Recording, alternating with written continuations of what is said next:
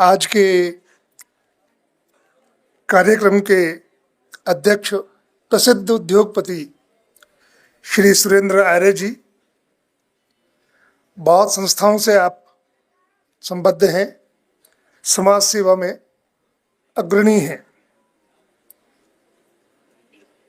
स्वागत समिति के अध्यक्ष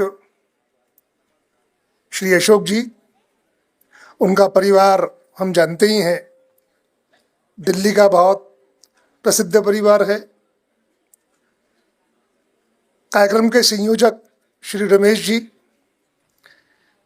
जिस वेशभूषा में वो बैठे हैं, ऐसा सैनिक टोपी लगा हुआ चेहरा आप जब हाईवे पे गुजरते हैं तो तीसरे या चौथे ट्रक पर आपको मिलेगा। लॉजिस्टिक का बड़ा काम, बहुत प्रसिद्ध काम है। भारत में परिवहन को उन्होंने नई ऊंचाइयां दी हैं।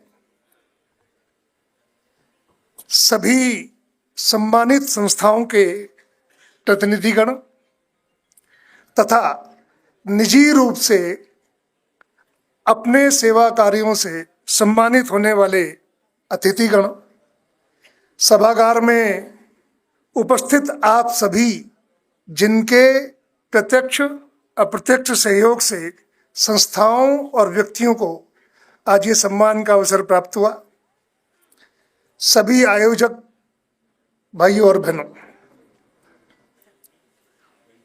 महाभारत जिन्होंने लिखा महर्षि वेद व्यास, उन्होंने ही महाभारत के भीतर गीता जैसी अमूल्य पुस्तक भी लिखी। उन्होंने ही चारों वेदों को वर्गीकृत किया। वेदों को कहते हैं पूज्य गणेश जी द्वारा लिखवाया भी। उससे पहले वेद लिखे हुए नहीं थे, ऐसी प्रचलन में बातें हैं। साथ साथ उन्होंने एक बहुत प्रसिद्ध पुस्तक और लिखी है, श्रीमद् भागवत। पुराणों को भी उन्होंने लिपिबद्ध कराया। जब सब कुछ लेखन हो गया तो किन्हीं ने उनसे पूछा कि सबका सार क्या है? आपने इतना लेखन किया, चारों वेद लिखे, पुराणों को पुनर्भाषित किया, महाभारत जैसा ग्रंथ लिखा, श्रीमद् भागवत जैसी पुस्तक लिखी, इन सबका सार क्या है? धर्म का सार कहिए, आपके साहित्य का सार कहिए, इस ज्ञान का सार कहिए, तो क्या है? तो बहुत प्रसिद्ध श्लोक आता है, अष्टादश पुराणेषु व्यासस्य वचनम द्व परोपकाराय पुण्याय पापाय परपीड़नम। इसका आशय है कि 18 पुराणों का जो सार है, वो सार यही है कि परोपकार करना पुण्य है और दूसरों को पीड़ा देना ये पाप है। इस अवधारणा पर ही सब सेवा कार्य हमारे टिके हुए हैं। जो भी मनुष्य की पीड़ाओं को कम कर सकता हो, वो सब काम सेवा के अंतर्गत आते हैं। और इसलिए साहित्य भी सेवा है, किसी को अक्षर ज्ञान भी सेवा है, अभावग्रस्त को साधन देना भी सुविधा है, सेवा है। सब कुछ किसी भी दृष्टि से वंचित को, उनकी जिन कारणों से वो वंचित हैं, उसको पूरा करना ये सेवा के अंतर्गत आता है। पर सेवा में और एक सावधानी कही गई है, वो मनोरंजक सी कथा है। हम सब जानते हैं कि सम्राट अकबर के दरबार में,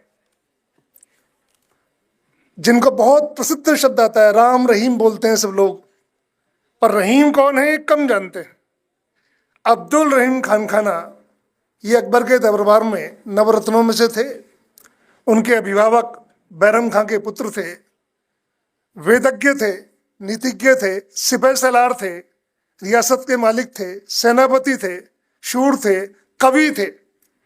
रहीम मन विपदास हो भली जो थोड़े दिन हुए, ये जितने भी वाक्य आप सुनते हैं, ये सब रहीम जी के लिखे हुए हैं। प्रचलन में ऐसा आता है कि राम रहीम, पर रहीम कौन क्या क्या किया, समाज जीवन में योगदान क्या है, एक कम थोड़ा परिचय है। बहुत सारी उक्तियां उनकी हम जानते हैं, क्षमा बड़न को चाहिए, ये उनका ही लिखा हुआ है। ऐसे बहुत सारे उदाहरण पढ़ेंगे तो आपको ध्यान आएगा, जितना भारतीय जनजीवन में किंवदंतियों में कबीर है उतना ही रहीम भी है। तो रहते थे, आपको ध्यान में है, अकबर का दरबार फतेहपुर सिकरी में था और बहुत सारा राजकाज के काम आगरा से चलते थे। दिल्ली तो बहुत संक्षेप, शायद 2% भी अकबर का राजकाज दिल्ली से नहीं चला है, अगर आप थोड़ा गहराई से जाएंगे तो एक बार एक और बहुत श्रेष्ठ कवि हुए, महाकवि गंग। ये ऐसे कवि थे जो आधी कविताओं को पूरा करते थे। उसके विस्तार में नहीं जाऊंगा अभी, क्योंकि वो विषय नहीं है अभी। तो एक बार इनकी एक कविता को पूरा करने के लिए रहीम दास जी जिन्हें हम बोलते हैं, इन्होंने 26 लाख रुपया दिया था उनको, ऐसा वर्णन आता है। इतने आप सोचिए, देने वाला कितना बड़ा होगा, 26 लाख रुपया 17वीं शताब्दी में, और लेने वाला क्या कविता कही होगी। तो इसी कारण से महाकवि गंग मिलने के लिए एक बार अब्दुल रहीम साहब के पास गए। जाने के बाद उस समय दान सत्र चल रहा था, और दान सत्र में रहीम साहब दान कर रहे थे। अब्दुल रहीम ये खड़े हो गए कि दान सत्र पूरा हो जाएगा तब भेंट करूंगा। दान सत्र में वो दान करते थे और देखते नहीं थे, नजरें नीची कर लिया करते थे। बहुत देर तक देखते रहे, दान सत्र पूरा हो गया, उनका स्वागत हुआ, उन अंदर बिठाया गया। बिठाने के बाद मिलन हुआ दोनों का, महापुरुषों का। दोनों कवि थे, दोनों ईश्वर भक्त थे, दोनों कृष्ण भक्त थे। मिलन हुआ। मिलन के बाद महाकवि गंग ने कहा कि एक जिज्ञासा है, और ये जिज्ञासा पहले पूरी कर लूं, इसके बाद आगे बढ़ूंगा, बातचीत बाद में करेंगे। तो कवि थे तो कविता में कहा कि सीखे कहाँ नवाब जूं ऐसी देनी देन, जो जो कर ऊपर करें त्यों त्यों नीचे नैन। तो इसका उत्तर, भारतीय संस्कृति में दान सेवा, इसका महत्व क्या है, ये 2 लाइन में ही पूरा सार है। जिस तरह महर्षि वेदव्यास ने 2 लाइन में सार दिया, पर पीड़ा परोपकार, ऐसे ही ये भी एक सार है। तो उन्होंने कहा कि देनहार कोई और है, देत रहत दिन रैन, लोग भरम हम पे करें ताते नीचे नैन। तो अपनी परंपरा में सेवा भी दूसरे हाथ को पता ना चले, इस तरह करनी चाहिए, ऐसा भी हमारे यहाँ है। और हमारे यहाँ इतनी लंबी श्रृंखला है। वैसे तो दान संसार में इस समय बहुत लोग कर रहे हैं, बड़ा बड़ा कर रहे हैं। सेवा बहुत लोग कर रहे हैं, बहुत बड़ी बड़ी कर रहे हैं। वो सब मिलाकर ही संसार चलता है। शासन इन सबकी सीमाएं हैं। तो ऐसे ही एक प्रयास सेवा भारती का भी है। सेवा भारती का जो प्रयास है, और जो सम्मानित सब बंधुओं को किया गया, संस्थाओं को किया गया, ये एक श्रृंखला है प्रयास की। श्रृंखला क्या है? बिल्कुल ये नहीं मानता सेवा विभाग भी, सेवा भारती भी, कि सब कुछ सेवा कार्य संगठन ही करेगा। मानना ये है कि देश में लाखों लोग अपने बल पर, अपने परिजनों के बल पर, अपने संस्थाओं के बल पर काम करेंगे।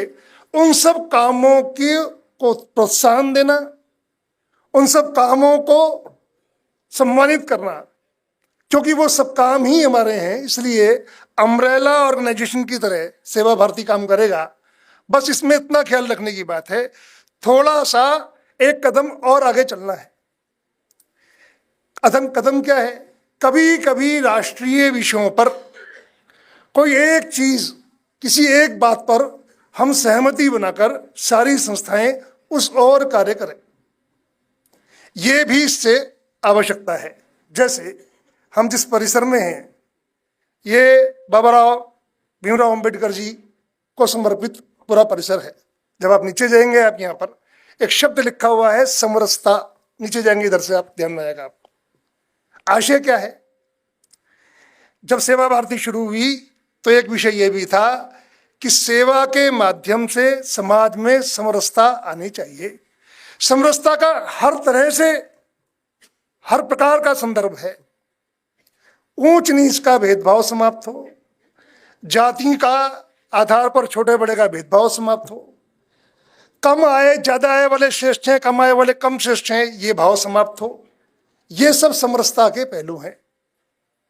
इसलिए सेवा जब हम कर रहे हों, हम कर ही रहे हैं, इन सब में एक भाव और जोड़ लेना चाहिए, समरसता। ये भाव हमारे ध्यान में रहेगा, बस ध्यान में रहे, केवल कुछ अतिरिक्त करना है ये नहीं करना है, बस जो कर रहे हैं वो इस बात को ध्यान में रखें कि सेवा का एक इसका फल, अभिव्यक्ति समरसता के रूप में भी होनी चाहिए। सेवा भारती सब काम करेगी अपने आप, ऐसा नहीं। वो केवल संवेदना जगाना और प्रेरित करना ही है। बहुत पहले मेरे अच्छे तरह ध्यान में है, हमारे एक वरिष्ठ प्रचारक आदरणीय कमलेश जी, उन्होंने ये बहुत सुंदर सेवा कार्य गाजियाबाद में दिव्य, क्या आंखों का क्या है भाई साहब राकेश जी, वरदान सेवा संस्थान, बहुत सुंदर काम। तो मेरे विभाग प्रचारक थे, बस में हम लोग मेरठ से गाजियाबाद आ रहे थे। एक माता पर संभवतः पैसे नहीं थे, शायद 2 रुपये का टिकट था उस वक्त, 86-87 की बात होगी। तो माता ने कहा कि मेरे पे पैसे नहीं है और मुझे जाने तो बहुत जरूरी काम है, और थोड़ा रोने भी लगी। कंडक्टर उनकी ड्यूटी है, तो उन्होंने जैसा शब्द प्रयोग करना चाहिए वैसे ही किया, मैं बस रोक देता हूं, मैं फ्री नहीं ले जाऊंगा। बस में झगड़ा खड़ा हो गया। कमलेश जी ने अपने जेब से 8 आने निकाले और कंडक्टर को बोला कि 8 आने तो मेरी तरफ से, बाकी और इकट्ठे देख लो। मैं युवक ही था, 15-16 साल का होऊंगा, तो मुझे ये बात अटपटी लगी। उसी समय क्या हुआ, किसी ने 4 आने, किसी ने 8 आने देकर 2 रुपये पूरे कर दिए और वो हो गया पूरा। बस स्टैंड पर उतरते ही मैंने कमलेश जी को कहा, मैं कहा वैसे ये अच्छी बात नहीं है, 2 रुपये इतनी बड़ी चीज थोड़ी थी, आप नहीं दे सकते थे। उन्होंने कहा देखो आलोक, हमारे काम में ये भी हमेशा ध्यान रखना चाहिए, 2 रुपये देना बहुत आसान बात थी। अब 4 लोगों को अवसर मिला, उनके मन में भी संवेदना जगी। हर समय तो आप उपस्थित नहीं रहेंगे, कोई ना कोई रहेगा ही। तो इतना ही आग्रह, सेवा भारती का इतना ही काम है कि थोड़ा सा वो संवेदना समाज में, हमने ये 10 काम किए हैं, 10 हमने कर दिए, 100 काम आप कीजिए। तो सेवा भारती का तो इतना ही कहना है। और अंत में एक आग्रह आप सभी से है, क्योंकि मैं अभी तक मेरा केंद्र झारखंड था, रांची था, जो भी BLSP को सेवाकृत किया आपने, 20,000 विद्यालय चलाते हैं वो एकल विद्यालय, पूरा वर्णन नहीं हुआ है उसका भी। तो गांव में उसका एक नियम है, FTS का, BLSP वगैरह का, एकल संस्थान का एक नियम है, बस वो साझा करके बात पूरी करता हूँ। वो नियम क्या है, उनके आयोजकों ने एक नियम बनाया हुआ है, किसी से भी दान लेंगे, उनको पहले जहां उनका दान जाना है, जहां दान से कुछ प्रभाव होना है, वो दिखाएंगे आपको। तो वन यात्रा बोलते हैं। तो स्वाभाविक है जब आप गांव में जाएंगे, जिनके बीच वो काम होना है उनके बीच बैठेंगे, तो आपकी अनुभूति अलग होगी बिल्कुल। पिछले दिनों कुंभ में नेत्र महाकुंभ किया गया, जब अर्ध कुंभ हुआ था, बहुत लोगों को ध्यान में होगा, 2 लाख लोगों को आपको ध्यान में है। 2 लाख सड़क चलते लोग, साधु सन्यासी आम जन जो भी है, उनको बुलाना, जबरदस्ती बुलाना, आई चेक कराओ अपनी। पता ही है आपको, भारत में कोई पर स्वास्थ्य के प्रति इतनी जागरूकता नहीं है, तो हर तीसरे को या तो आई सेट वीक निकलती थी या कोई ना कोई समस्या निकलती थी। तो वहाँ हमारे आयोजकों ने एक व्यवस्था बनाई कि चश्मा जो लोग दान कर रहे थे, आप देना चश्मा अपने हाथ से। चश्मा पहनकर जब आदमी, उसका क्लियर विजन हो गया, जब वो देखता था और संतुष्टि पाता था, तो उनसे अधिक संतुष्टि ये पाते थे तो देने वाले हैं। तो भाई इतना ही आग्रह है कि जितने हम लोग सेवार्थी कर रहे हैं, हम काम कर रहे हैं, आप सभी से इतना ही निवेदन है, धन देना ये काम है, ये बहुत जरूरी काम है, पर धन के साथ साथ सेवित और पोषित उस धन से जो हो रहे हैं, उनको स्वयं भी अनुभूति करना चाहिए। ऐसा ही सेवा भारती चाहता है। सभी को धन्यवाद जो आपका पधारे यहाँ पर। और ऐसे 25 को हमने सम्मानित किया। सेवा भारती चाहेगी कि इतना विस्तार इन विषयों का हो कि अगले वर्ष हम 100 लोगों को सम्मानित कर सकें। धन्यवाद।